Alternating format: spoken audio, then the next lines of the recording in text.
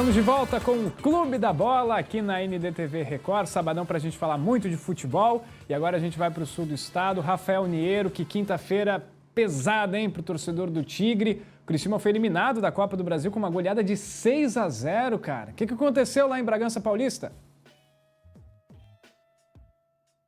Sabe, né, Cacau, o que aconteceu? 6-0 foi um atropelo aí do Bragantino. O Criciúma foi para aquele confronto com a vantagem de ter feito 1-0 jogando no estádio Heriberto Wilson. Um empate simples classificava o Criciúma para a segunda fase, mas o elenco não tem correspondido aí. Já teve a troca de treinador, saiu o Zé Ricardo, vem Eduardo Batista. Acho que a entrevista pós-jogo do Rodrigo, ela foi bem emblemática. Ele chamou a responsabilidade, chamou para o elenco, ele até citou isso, né? Já trocamos aí a comissão técnica e o resultado não apareceu. Então a gente tem que olhar para o elenco, para nós, né? Nós temos que dar uma resposta. Então é difícil. Foi um jogo pesado, já com 20 minutos, o Criciúma, 20 do primeiro tempo, o Criciúma já tinha perdido a sua vantagem, né, de ter vencido por 1-0 em Criciúma, e depois vieram algumas mudanças, né? O Eduardo, ele entrou com o sistema 3-5-2,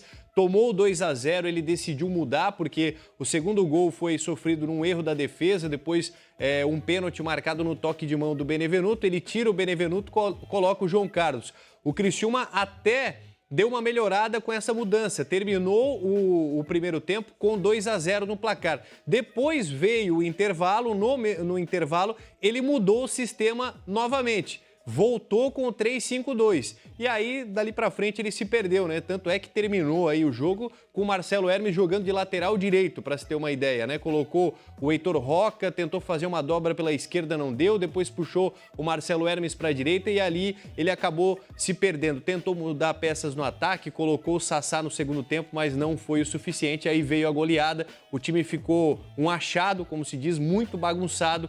E eu vou te falar, Cacau, o 6-0 ficou até pouco, hein? Porque o Bragantino tirou o pé em certos momentos, deu uma segurada, e aí é o reflexo, né? O resultado é o reflexo de tudo que vem acontecendo aí desde o início dessa temporada, desde o momento em que o Criciúma iniciou a montagem desse elenco, a eliminação precoce no Campeonato Catarinense, agora a eliminação na Copa do Brasil, brigando para não entrar na zona de rebaixamento da Série B, só não está ainda na zona de rebaixamento porque o Volta Redonda empatou com o Amazonas. Senão, o Criciúma estaria na zona de rebaixamento neste momento. E o pós-jogo, pós 6-0, Kaká, teve algumas mexidas dentro do clube. Acontece, ou já aconteceu, eu não tenho essa informação, mas está para acontecer, ou já aconteceu no período da manhã, uma reunião entre a executiva, a direção do Criciúma, com a equipe técnica. Inclusive, o Criciúma se reapresenta daqui a pouquinho, realiza o treino agora às 3 horas no CT. Então, deve acontecer essa reunião, acredito que ela não tenha acontecido ainda, entre direção e equipe técnica, e amanhã com os jogadores para tentar dar uma mexida nesse elenco, porque amanhã já tem um jogo importante pela Série B de novo. Badá, pela tua experiência em cobertura de futebol catarinense, quando um time toma uma goleada tão expressiva assim como o Criciúma tomou, o pós é complicado, né? Como é que você acompanha essa situação e o que você imagina agora para a sequência do Tigre? É um resultado totalmente atípico, né? Em Copa do Brasil até que existe uma diferença técnica muito grande entre as equipes, mesmo nesta fase que antecede as oitavas de final.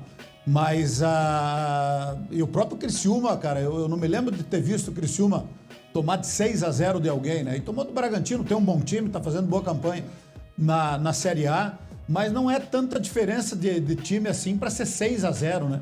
6-0 foi muito. Agora, o pessoal do Criciúma sabe que a temporada do Criciúma não é boa. Já foi um sinal no Campeonato Catarinense, não foi bem no Campeonato Catarinense. Eu apostei muito quando contrataram o Eduardo Batista, porque sempre foi um bom treinador, principalmente no Novo Horizontino.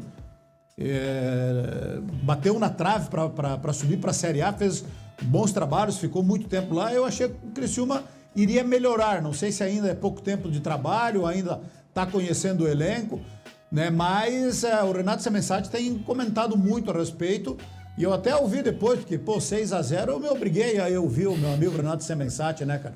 E eles falaram muito, o Semensati, o Coutinho, falaram muito a respeito da questão dos problemas que o Criciúma vive externamente, de questão de diretoria, troca de presidentes, enfim, e que isso, de alguma maneira, pode se refletir dentro de campo no futebol. Então, a organização tem que começar fora de campo. Agora, claro, tem que dar respaldo para o Eduardo Batista, para os jogadores, aquele voto de confiança, mas é uma paulada de 6-0 que você tem que ter personalidade. É o que vai precisar ter o Criciúma, que é um clube acostumado a viver bons momentos, agora está vivendo um momento difícil, não faz boa campanha na Série B, está correndo risco, inclusive, de parar na zona de rebaixamento. Então, agora é a hora dos dirigentes, de mostrar competência, né, para dar o respaldo para a comissão técnica e jogadores para tirar o Criciúma dessa situação difícil aí. Eu não imaginava que o Criciúma fosse ter um ano tão difícil assim. Só que é o seguinte, gente. Eu vi aqui em Chapecó. O Niero pode acompanhar mais de perto. Sassá não dá, né? Quando contrataram o Sassá, gente, vamos com todo respeito ao jogador, mas não vai ser a solução dos problemas do Criciúma, não. Mas enfim, tem que buscar soluções. Vamos ver o que o Criciúma tem para apresentar de novidade para sair dessa situação complicada. Foco do Criciúma é agora permanecer na Série B do Brasileiro, pelo menos isso, né? O campeonato ainda está muito no início, mas a luta parece ser não cair. Criciúma tem um compromisso com o Coritiba, jogo que é bem difícil. O Coxa é SAF, quer o acesso também, apesar de estar no meio da tabela. O jogo é segunda-feira às 7 da noite no Heriberto Wilson, em casa, depois da goleada. O Criciúma precisa dar uma resposta para o torcedor. A gente tem os números do Eduardo Batista, que assim como o Badal, eu também esperava que o Eduardo Batista fizesse um grande trabalho no Criciúma, pelo que ele fez no Mirassol, no Novo Horizontino, enfim, mas ele ainda não venceu. É cedo para a gente cobrar? Não sei. 2 derrotas, essa por 6-0, um empatezinho, não fez gol ainda sob o comando do Eduardo Batista e sofreu 7. Bom, 6 só do Red Bull Bragantino, foi eliminado da Copa do Brasil e está em 16º lugar na Série B. A gente tem o palpitão dos nossos comentaristas, vamos ver como é que o Criciúma está na nossa resenha aqui, ó. Cláudia apostando no empate, 1-1. Badá acreditando no Criciúma, 2-1. Mancha também, 2-1. Eu tô um pouco mais... Acho que vai continuar sem fazer gol, 0-0. O Rafael Niero, 2-1 pro Criciúma. E o Emerson, 1-1, empatezinho. Ninguém acreditando no Coxa. O pessoal acredita que o Criciúma pontua e é importante pontuar. Vamos ver como é que tá a Série B do Brasileiro. A classificação a gente tem também. Até para entender como é que está a situação após esse início de Série B, ainda está muito no início, mas o Goiás já com 17 pontos, Vila Nova 16, Semo 16, CRB fecha o G4 com 15, o Operário tem 13, Chape 13, Coritiba 13, Avaí 13, Novo Horizontino 13, muito equilibrado, esse meio de tabela, Cuiabá 12, Ferroviária e Atlético Goianiense 11, o Atlético Paranaense e o América Mineiro tem 10, o Furacão mal, hein? Furacão mal. Na zona de rebaixamento, Criciúma ainda fora tem 6, Volta Redonda 6, Botafogo 5, Paysandu e Amazonas 4. Ainda muito equilibrado, né? Mas o Criciúma tem que abrir o olho. Avaí e Chapecoense empatados em 13 pontos. O jogo de hoje é para, se tiver um vencedor, voltar aí para o G4. A gente tem uma entrevista exclusiva com o goleiro Sidão. Lembra dele? Jogou no Figueirense, jogou no Vasco, no Botafogo, no São Paulo, enfim. Ele ainda é goleiro. Está em pré-temporada para a Série B do Catarinense com o Tubarão. Teve uma atividade do Tubarão com o Figueirense no CT do Cambirela. E claro que o Jorge Júnior esteve por lá e bateu um papo exclusivo com o Sidão. Fala, meu amigo, Jorge Júnior. Salve, galera do Clube da Bola. Daqui a pouco começa a Série B do Catarinense. E aqui no CFC do Cambirela a gente tem um papo com um goleiro com muita experiência. Já subiu na Série B do Catarinense, já fez história jogando por aqui, pelo Brasil inteiro. O Sidão hoje no Tubarão. Sidão, prazer te receber aqui. Como é que tá a preparação do Tubarão aí para a Série B? Prazer estar aqui, obrigado pela oportunidade. Estamos nos preparando forte já há um tempão já, buscando aí o objetivo maior que é o acesso do Tubarão para a primeira divisão do estado. Então estamos com um bom grupo aí, um bom elenco. Esperamos fazer uma grande competição novamente aí da segunda e colocar o Tubarão na Série A do estadual. Fizesse também história aqui com a camisa do Figueirense, jogasse algumas temporadas aqui e acabasse fixando residência na região, é isso? Isso, depois que eu joguei aqui em 2020, né, com o Figueira, e aí me mudei de São Paulo para cá e lugar bom para morar, qualidade de vida, então tô morando aqui já há um tempão já. Como é que tá a família aqui? Todo mundo ambientado? É aqui em Palhoça? Onde é que é? É aqui na Palhoça mesmo, pertinho do CT aqui. E todo mundo feliz. Acho que foi uma ótima escolha que nós fizemos, sair da grande capital lá de São Paulo e vir para cá para morar por aqui com qualidade de vida, um lugar bom para se morar. Então tá todo mundo bem feliz com essa escolha. E agora no Tubarão, tu és daqueles jogadores intermináveis, né? Vai parar, não vai parar? Jogou no Paraná também na temporada passada. Até quando tu vai, Sidão? Cara, eu tô feliz, eu amo muito o que eu faço, então fisicamente, mentalmente muito bem, então a princípio eu não tenho muitos planos ainda de parar, sigo aí trabalhando, até que chega um momento que eu esteja satisfeito com a carreira e aí eu encerro. E como muitos jogadores pensam, tu conversou agora há pouco com o preparador físico de goleiros do Figueirense, tu pensa depois, no pós-carreira, em seguir no campo ou tu vai tentar uma outra área?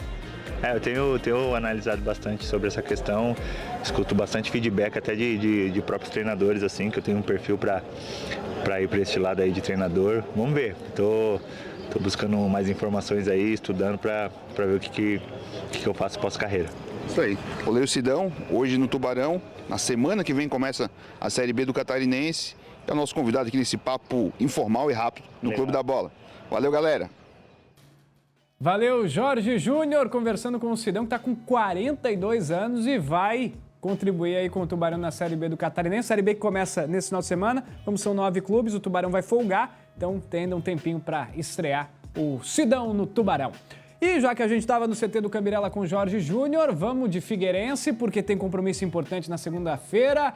Guarani e Figueirense no Brinco de Ouro da Princesa, confronto direto pela permanência. O jogo é às 7h30.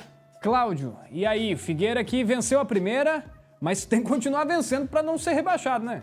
Exatamente, Cacau. O Figueirense venceu pela primeira vez e convencendo, só que esse primeiro objetivo é sair lá de baixo. Então, o técnico Pintado tem esse desafio, jogando lá em Campinas contra a equipe do Guarani, mantendo a performance do último jogo, vai conseguir escapar, viu, Cacau?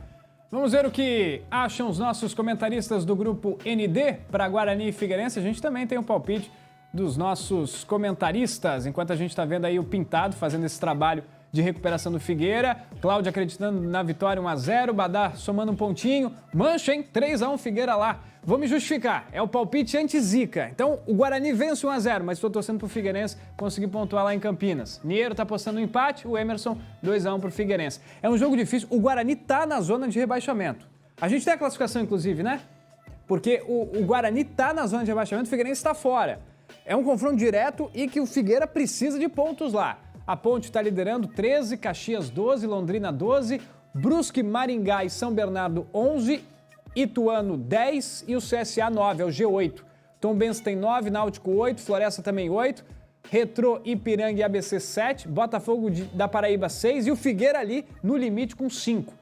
Itabaiana 4, Guarani 4, Anápolis 4, Confiança 3. Talvez hoje o empate não é mau negócio, né? Se não dá para vencer, pelo menos empate para continuar à frente do Guarani. Mas esse sufoco, né, de não entrar na zona de rebaixamento, bem complicada a situação do Figueira, que começou mal a Série C. E o Brusque, que apesar da eliminação para o Atlético Paranaense, tá ali no meio da tabela, tá dentro do G8 e vai ter um confronto direto com a equipe do São Bernardo.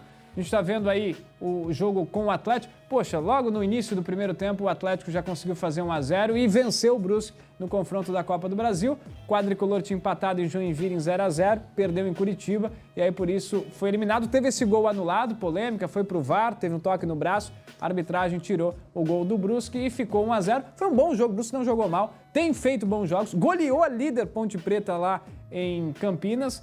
Então, o Brusque que vem fazendo uma boa Série C e o objetivo é o acesso para a Série B. Na rodada, Brusque faz o confronto com o São Bernardo, os dois times com a mesma pontuação, 11 pontos, estão dentro do G8. Então, o Brusque no Augusto Bauer, onde o Brusque tem sido muito forte, apesar daquele pecado ter perdido para o ABC, mas hoje vai jogar com o São Bernardo na segunda-feira, então, o quadricolor. A gente tem a atualização da enquete, hashtag Avaí sem acento, hashtag Chape, WhatsApp para você participar, DDD 48 99191 4706. Sério, gente? Tá empatado? 50% então? A torcida do Avaí foi em peso então para buscar, reagiu. Tá 50-50 nosso palpitão ao longo do Clube da Bola, a gente vai atualizando o palpite do público do Clube da Bola. Vamos pro break então, na sequência tem mais resenha de futebol aqui na NDTV Record, a gente falando muito do futebol catarinense. Segura aí que a gente já volta.